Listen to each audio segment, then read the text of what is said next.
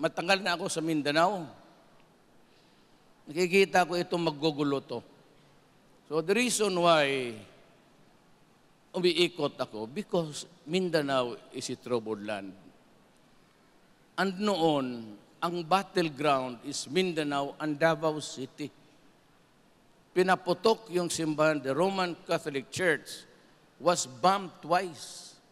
Once not during my time and once in my time. Yung international airport pinaputok 1 month after yung Pantalan, then the terminal. Ang akin yun lang, ang Mindanao, Zamboanga, araw-araw. Governor Piñol ng Kidapawan, araw-araw ang putukan doon. Jensen. So sabi ko, this cannot go on. Pag bumagsak itong BBL, gugulo na naman. Maraming namatay na sa Mindanao. Ilan pa bang buhay para makamit natin yung kapayapaan na yan?